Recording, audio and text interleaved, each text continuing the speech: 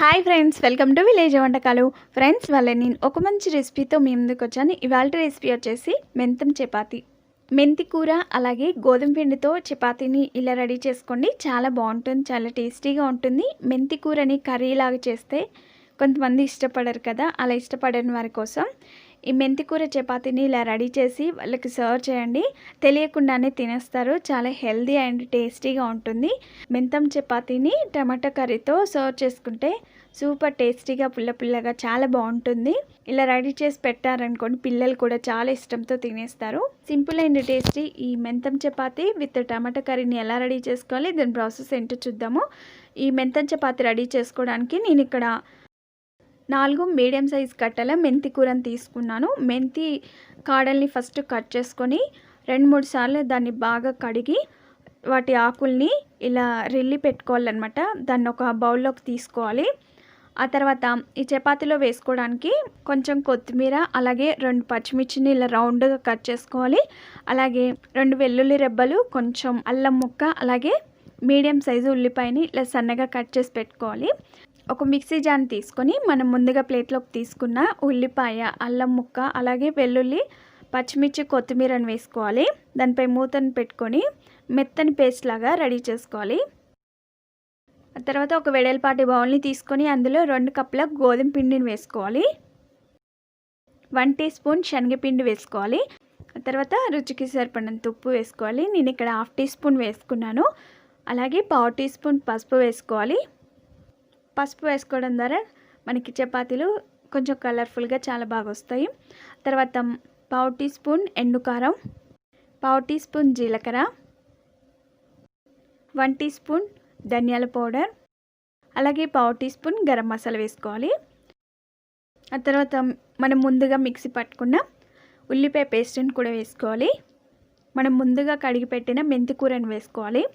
మెంతి కూరని డైరెక్ట్ ఇలాగైనా ఆకుతో వేసుకోవచ్చు, లేదంటే ఇలా చిన్న చిన్న పీసెస్ లాగా కట్ చేసుకొని వేసుకోవచ్చండి.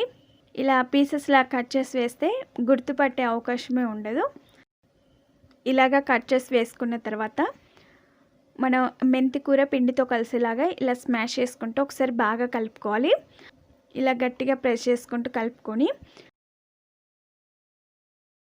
ఉల్లిపాయ పేస్ట్ని మిక్సీ పట్టుకున్నాం కదా, మిక్సీలోనే కొన్ని వాటర్ని వేసుకొని ఇలా దీనిలో వేసుకోవాలి. తర్వాత కొన్ని వాటర్ని యాడ్ చేసుకుంటూ మనం ఈ పిండిని చాలా సాఫ్ట్గా కలుపుకోవాలి. మామూలుగా మనం చపాతీకి పిండిని ఎలా కలుపుకుంటామో అదేవిధంగా ఈ పిండిని కూడా చాలా సాఫ్ట్గా కలుపుకోవాలి. పిండిని ఎంత బాగా కలుపుకుంటే మనకి చపాతీలు చాలా సాఫ్ట్గా చాలా బాగా వస్తాయి. చూసారా, వాటర్ని ఒకేసారి వేసుకోకూడదు. కొన్ని వాటర్ని యాడ్ చేసుకుంటూ పిండిని అంతా ఇలా సాఫ్ట్గా కలుపుకోవాలి. పిండిని ఇలా కలుపుకొని దానిపై ప్లేట్ పెట్టుకొని ఒక 10 నిమిషాలు సెట్ అవ్వనివ్వాలి. ఈలోగా మనం టమాటా కర్రీని చాలా సింపుల్గా టేస్టీగా ఎలా రెడీ చేసుకోవాలో దాని ప్రాసెస్ ఏంటో చూద్దాము.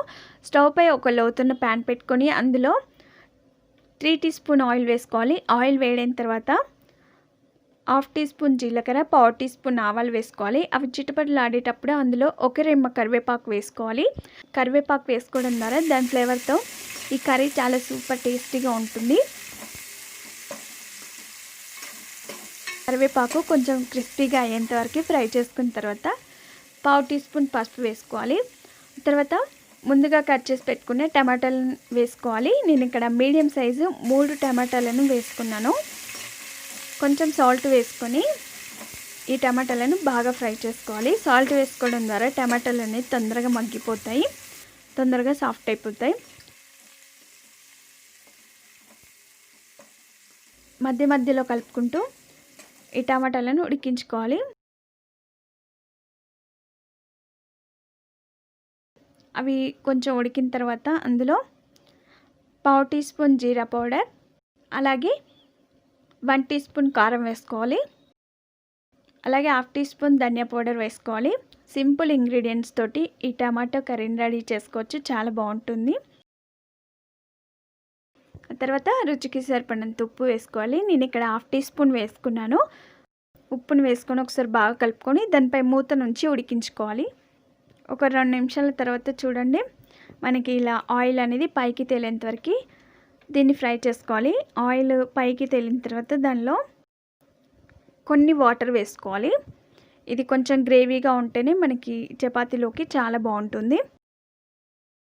దానిపై మూత నుంచి వాటర్ అనేది దగ్గర పడేంత వరకు, కొంచెం గ్రేవీ తిక్కుగా అయ్యేంత వరకు ఉడికించుకోవాలి. పిండి అనేది సెట్ అయిపోయింది, చాలా సాఫ్ట్గా రెడీ అయిపోయింది. రెడీ చేసుకున్న పిండిని ఒకసారి బాగా కలుపుకొని వాటిని కొంచెం పెద్ద సైజ్ బాల్స్ లాగా రెడీ చేసుకోవాలి. మీరు చపాతీ చిన్నగా కావాలనుకుంటే చిన్న బాల్స్ రెడీ చేసుకోవచ్చు. పెద్దగా కావాలనుకుంటే ఇలా పెద్ద పెద్ద బాల్స్ లాగా రెడీ చేసుకోవాలి. పిండిని మొత్తం బాల్స్ లాగా రెడీ చేసుకున్న తర్వాత వీటిని అన్నిటిని కూడా ఒక బౌల్లోకి తీసుకోవాలి. చూసారా, అన్ని సేమ్ సైజులో ఇలా చేసుకున్నాను. ఇక్కడ కర్రీ రెడీ అయిపోయిందో లేదో చెక్ చేసుకోవాలి. మధ్య మధ్యలో కలుపుకుంటూ గ్రేవీ అనేది తిక్కుగా అయ్యేంతవరకు మనం కర్రీని ఉడికించుకోవాలి. ఈలోగా మనం చపాతీలు రెడీ చేసుకుందాము. చపాతీ పీట పైన కొంచెం పిండిని జల్లించుకొని మనం రెడీ చేసుకున్న బాల్స్ని ఒక్కొక్క దాన్ని తీసుకొని ఇలా కోళ్ళతో ప్రెస్ చేసుకుంటూ ఇలా చపాతీ లాగా చేసుకున్న తర్వాత ఈ చపాతీని కొంచెం పల్చగానే చేసుకోవాలి. ఇలా పల్చగా చేసుకున్న తర్వాత ఆ చపాతీ పైన ఆయిల్ అప్లై చేసుకొని దానిపైన కొంచెం గోధుమ పిండిని ఇలా చల్లుకోవాలి. చల్లుకొని ఇలా చూపించిన విధంగా మడత వేసుకోవాలి. మడత వేసుకోవడం ద్వారా చపాతీ అనేది పొంగుతూ చాలా బాగా సాఫ్ట్గా రెడీ అయిపోతుంది, చాలా బాగా వస్తుంది. మళ్ళీ దానిపై ఆయిల్ని అప్లై చేసుకొని కొంచెం పొడి పిండిని ఇలా చల్లుకొని ఆ తర్వాత దాన్ని మధ్యలోకి క్లోజ్ చేసుకోవాలి. దానిపై కొంచెం పిండిని చల్లుకొని మనం ఈ చపాతీని కోళ్ళతో ప్రెస్ చేసుకుంటూ వత్తుకోవాలి. సరే, ఈ విధంగా చపాతీని రెడీ చేసుకున్న తర్వాత ఒక ప్లేట్లోకి తీసుకోవాలి. ఈ కర్రీని మధ్య మధ్యలో కలుపుకుంటూ గ్రేవీ అనేది తిక్కుగా వచ్చేంత వరకు ఉడికించుకోవాలి. చూడండి, గ్రేవీ తిక్కుగా అయిపోయింది కదా, స్టవ్ ఆఫ్ చేసుకోవాలి. ఆ తర్వాత ఇంకొకటి చేసి చూపిస్తానండి. రెడీ చేసుకున్న బాల్ని చపాతీ పీట పైన పెట్టుకొని దానిపై కొంచెం పొడి పిండిని చల్లుకొని ఇలా చపాతీలాగా ఒత్తుకోవాలి. చపాతీని పల్చగా చేసుకున్న తర్వాత దానిపైన కొంచెం ఆయిల్ వేసుకొని అంతటా అప్లై చేసుకొని దానిపై కొంచెం పొడి పిండిని చల్లుకోవాలి. ఆ తర్వాత దాన్ని ఇలా మధ్యలోకి మడుచుకోవాలి. ఇంకొంచెం ఆయిల్ని అప్లై చేసుకొని దానిపై పొడి పిండి చల్లుకొని దాన్ని మధ్యలోకి ఇలా మడుచుకోవాలి, ఫోల్డ్ చేసుకోవాలన్నమాట. చూసారా, మనకి ఇక్కడ స్క్వేర్ షేప్లో రెడీ అయిపోయింది కదా.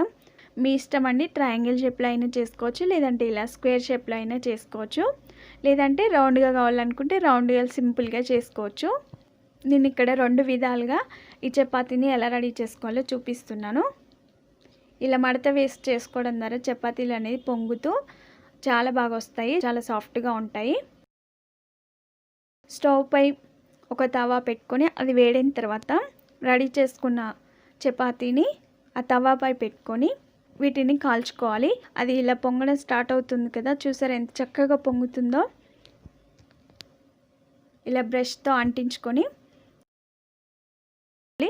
అలా అప్లై చేసుకున్న తర్వాత దాన్ని రెండో వైపు తిప్పేసుకోవాలి.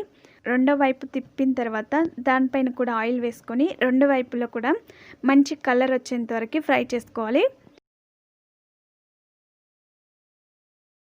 అలా ఫ్రై చేసుకున్న చపాతీలని ఒక ప్లేట్లోకి ట్రాన్స్ఫర్ చేసుకోవాలి. ఆ తర్వాత నేను ఇక్కడ ట్రయాంగిల్ షేప్ చపాతీ ఎలా కాల్చుకోవాలో చూపించాను కదా, నెక్స్ట్ స్క్వేర్ షేప్లో చపాతీని కూడా ఎలా కాల్చుకోవాలో చూపిస్తాను. ఆ చపాతీని తవాపై పెట్టుకొని ఒక సైడ్ ఫ్రై అయిన తర్వాత మనకి ఇలా పొంగడం స్టార్ట్ అయ్యాక ఆయిల్ వేసుకొని అప్లై చేసుకొని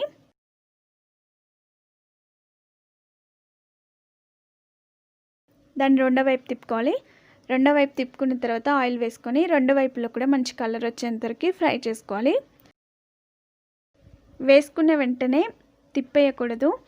ఒక సైడ్ ఫ్రై అయిన తర్వాత రెండో వైపు కూడా ఆయిల్ వేసుకొని అప్లై చేసుకోవాలి. ఆ తర్వాత మంచి కలర్ వచ్చేంత వరకు ఫ్రై చేసుకొని మనం రెడీ చేసుకున్న అన్ని చపాతీలను కూడా ఈ విధంగానే కాల్చుకున్న తర్వాత వీటిని అన్నిటిని కూడా ఒక ప్లేట్లోకి తీసుకొని టమాటా కర్రీతో సర్వ్ చేసుకుంటే అంతేనండి, సింపుల్ అండ్ టేస్టీ మెంతం చపాతీ రెడీ అయిపోయింది. చూడండి ఎంత బాగా వచ్చాయో, చాలా బాగుందండి టేస్ట్ మాత్రం. టమాటా కర్రీ మెంతం చపాతీ రెండింటి కాంబినేషన్ చాలా సూపర్గా ఉంది. ఒకటి కట్ చేసి చూపిస్తాను. క్రిస్పీగా చాలా బాగున్నాయండి. మనం శనగపిండి వేసుకున్నాం కదా, క్రిస్పీగా చాలా టేస్టీగా ఉన్నాయి. చూసారా లోపల పొరలు పొరలాగా ఎంత బాగా వచ్చాయో. ఇలా రెడీ చేసి పెట్టారనుకోండి, మెంతాకు కూరని ఇష్టపడని వారు కూడా తెలియకుండానే తినేస్తారు. చాలా సూపర్గా ఉంటుంది. కొంచెం చపాతీని కట్ చేసుకొని కూరతో సర్వ్ చేసుకోవడమే.